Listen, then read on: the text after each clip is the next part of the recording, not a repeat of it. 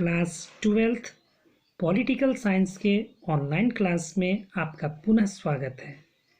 मेरा नाम है कुणाल कुमार। हम लोग देख रहे हैं चैप्टर नंबर 2 दो ध्रुवीयता का अंत। पिछले क्लास में हम लोग देख चुके हैं सोवियत संघ के विघटन के कारण और उसके परिणाम। अब आते हैं सबसे इम्पोर्टेंट टॉपिक पे, जो है शॉक थेरेपी। तो समझिए कि शॉक थेरेपी क्या था। देखो, ये तो आपको पता ही है कि सोवियत संघ समाजवाद का समर्थक था और अमेरिका पूंजीवाद का समर्थक था। यानी कि सोवियत संघ के देशों में समाजवादी व्यवस्था थी, जबकि अमेरिका में पूंजीवादी व्यवस्था थी। अब आगे क्या देखने को मिलता है कि पूंजीवाद को अपनाकर अमेरिका जो था वो बहुत ज़्यादा विकास कर गया, बहुत आगे बढ़ गया, तरक्की कर गया। लेकिन अगर सोवियत संघ की बात करें तो समाजवादी विचारधारा को अपनाकर सोवियत संघ अपना विकास करने में असफल रहा और अंततः सोवियत संघ का पतन हो गया। तो कहीं ना कहीं यह इस बात का प्रमाण था कि समाजवादी विचारधारा उतनी अच्छी नहीं है जितना कि पूंजीवादी विचारधारा है। अब क्या हुआ कि सोवियत संघ के देशों ने यह सोचा कि पूंजीवाद ना बहुत अच्छी चीज़ है। इन्होंने सोचा कि पूंजीवाद अच्छी है, तभी तो अमेरिका इतना डेवलप हो गया, और समाजवाद बेकार है, तभी तो हम डूब गए और हमारा पतन हो गया। तो इन्होंने ये सोचा कि क्यों ना हम समाजवाद को छोड़कर पूंजीवाद को अपना लें। अगर हम पूंजीवाद को अपना लेंगे तो उससे हमारा भी विकास अमेरिका की तरह हो जाएगा।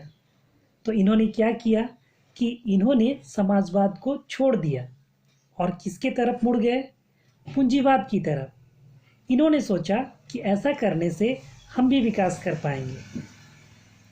तो सोवियत संघ के देशों द्वारा समाजवाद को छोड़कर पूंजीवाद की तरफ मुड़ना ही शॉक थेरेपी कहलाया।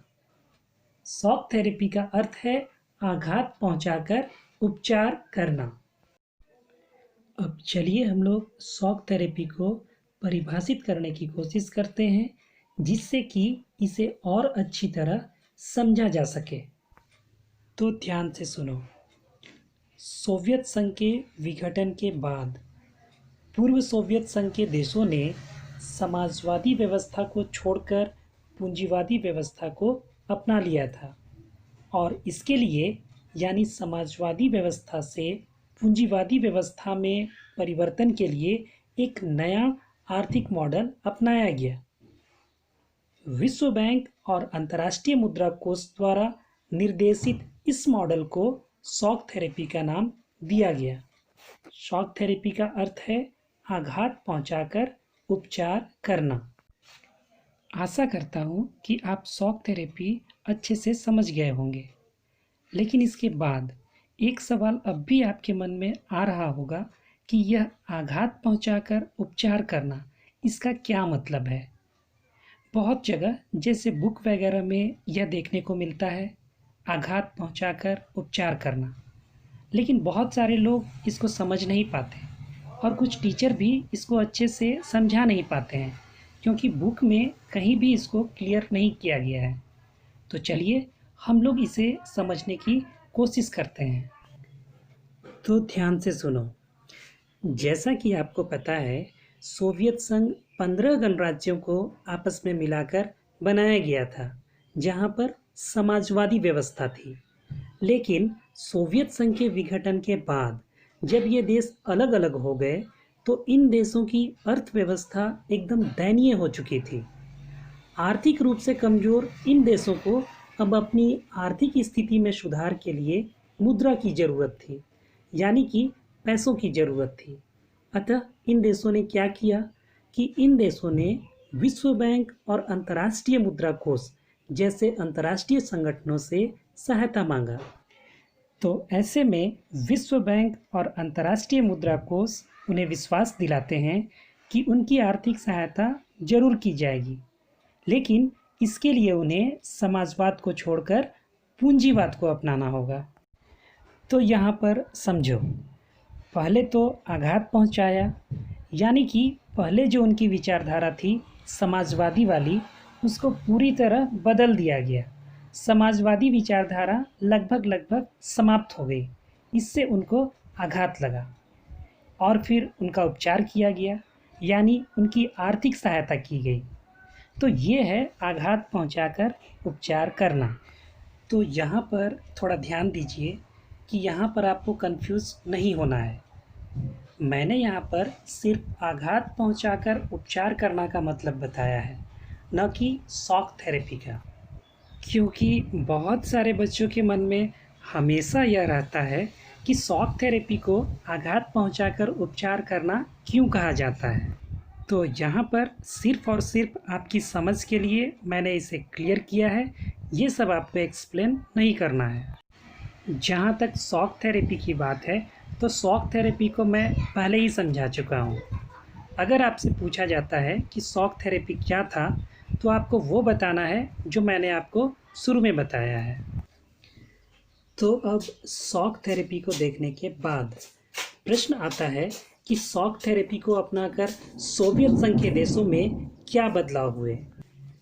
तो चलिए देखते हैं शॉक थेरेपी को अपनाकर इन्होंने क्या क्या बदलाव किए। पहला, पूंजीवादी व्यवस्था को अपनाया गया, यानी कि शॉक थेरेपी को अपनाने के बाद सबसे पहले क्या बदलाव देखने को मिला कि सबसे पहले तो इन देशों में समाजवादी अर्थव्यवस्था की जगह पूंजीवादी अर्थव्यवस्था को अपना लिया गया, क्योंकि शॉक थेरेपी का उद्देश्य ही था पूर्व सोवियत संघ के देशों में समाजवादी व्यवस्था को बदलकर पूंजीवादी व्यवस्था की स्थापना करना। तो पूंजीवादी व्यवस्था को अपना लिया गया। दूसरा है, निजी स्वामित्व को अपनाया गया, यानी कि पहले क्या था कि संपत्ति पर प्रमुख रूप से राज्य अर्थात सरकार का स्वामित्व था, तथा भूमि एवं अन्य उत्पादक संपदाओं पर भी राज्य का ही नियंत्रण था। लेकिन अब क्या बदलाव हो गया कि इन सभी चीज़ों पर निजी स्वामित्व या निजी नियंत्रण स्थापित हो गया। क्यों? क्योंकि शॉक थेरेपी को अपनाने के बाद समाजवाद का स्थान किसने ले लिया था? पूंजीवाद ने ले लिया था। और जैसा कि आप जानते हैं, पूंजीवाद में निजी स्वामित्व या निजी नियंत्रण होता है। इसके बाद क्या बदलाव हुए कि सामूहिक फार्म को निजी फार्म में बदल दिया गया और पूंजीवादी पद्धति से खेती की जाने लगी। पूंजीवादी पद्धति से खेती क्या होता है कि पूंजीवादी पद्धति से खेती में मशीनों का इस्तेमाल अधिक होता है, लेकिन जो समाजवादी तरीके से खेती होती है उसमें मशीनों का इस्तेमाल उतना ज़्यादा नहीं होता। उसमें सामूहिक खेती होती है, यानी कि अधिक से अधिक लोग मिलकर सामूहिक रूप से खेती करते हैं। तो यहाँ पर भी बदलाव कर दिए गए। नेक्स्ट बदलाव क्या हुए कि मुक्त व्यापार को अपनाया गया।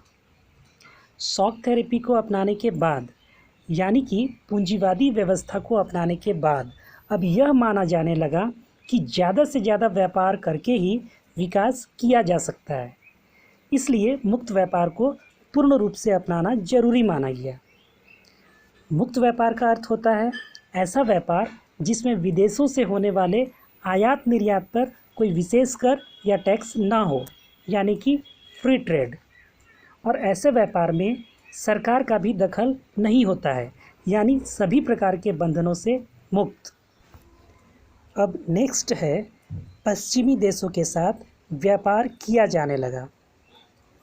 पहले क्या था कि सोवियत संघ में रहते हुए ये सभी देश केवल आपस में ही व्यापार करते थे, लेकिन शॉक थेरेपी को अपनाने के बाद ये देश सिर्फ आपस में ही व्यापार नहीं कर रहे थे, बल्कि अब क्या बदलाव किया गया कि इन्होंने वित्तीय खुलापन को अपनाया और डायरेक्टली पश्चिमी देशों से व्यापार करना शुरू कर दिए।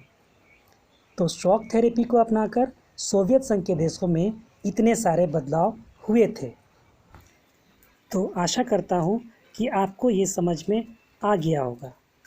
तो चलिए आज के क्लास में अभी तक हमने जो पढ़ा है उसको समराइज़ करते हैं।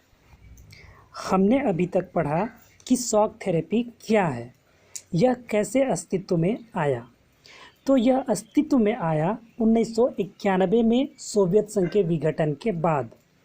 सोवियत संघ जो कि 15 देशों से मिलकर बना था, अब इसका विघटन हो गया था, क्योंकि सोवियत संघ में जो देश शामिल थे उनको यह महसूस हुआ कि वो समाजवाद को अपनाने के कारण काफ़ी पीछे रह गए हैं और पश्चिमी देश पूंजीवाद को अपनाने के चलते काफ़ी आगे निकल गया है, जिसके चलते उनमें निराशा और असंतोष पैदा हुआ और अंततः 1991 में सोवियत संघ टूटकर 15 देशों में बंट गया। अब क्या हुआ कि विश्व बैंक और अंतर्राष्ट्रीय मुद्रा कोष के निर्देशन में इन सभी देशों की आर्थिक व्यवस्था को समाजवाद से पूंजीवाद में परिवर्तित करने की एक प्रक्रिया शुरू हुई और इसी मॉडल को, जिसके अंतर्गत समाजवाद को पूंजीवाद में बदला गया, शॉक थेरेपी के नाम से जानते हैं। शॉक थेरेपी में इन सभी देशों को पूरी तरह से समाजवाद को छोड़ देना था और एक नई व्यवस्था जो कि पूंजीवाद था उसे अपनाना था। इस तरह शॉक थेरेपी को अपनाकर इन सभी देशों में कई तरह के बदलाव भी आए, जैसे समाजवादी व्यवस्था की जगह पूंजीवादी व्यवस्था को अपनाया गया। इसके अलावे संपत्ति का पूर्ण रूप से निजीकरण कर दिया गया, जो कि पहले राज्य के नियंत्रण में थे। तीसरा, सामूहिक फार्म को निजी फार्म में बदल दिया गया और वहाँ पर भी पूंजीवाद ला दिया गया। अब पूंजीवादी तरीके से खेती की जाने लगी। चौथा, मुक्त व्यापार शुरू कर दिया गया, क्योंकि पूंजीवाद जो है वह व्यापार के ऊपर ही आधारित है और इन देशों को यह महसूस हुआ कि इनका विकास केवल और केवल ज़्यादा से ज़्यादा व्यापार करके ही हो सकता है। इसीलिए इन्होंने वित्तीय खुलापन को अपनाया और डायरेक्टली पश्चिमी देशों से व्यापार करना शुरू कर दिए और आखिर में ये सभी देश जो थे वे पश्चिमी देशों, मुख्यतः अमेरिका के नियंत्रण में आ गए और इनकी अर्थव्यवस्था को अमेरिका ने विभिन्न संगठनों जैसे विश्व बैंक और अंतर्राष्ट्रीय मुद्रा कोष आदि के माध्यम से नियंत्रित करना शुरू कर दिया। तो आई होप कि आपको समझ में आया होगा कि शॉक थेरेपी क्या है और इसे अपनाकर सोवियत संघ के देशों में क्या बदलाव आए। मैंने बहुत डीपली समझाने का प्रयास किया है। अगर फिर भी समझने में दिक्कत हो तो 2-3 बार इसे रिपीट करके ज़रूर सुनें। तो अभी बस इतना ही, मिलते हैं नेक्स्ट क्लास में। Thank you.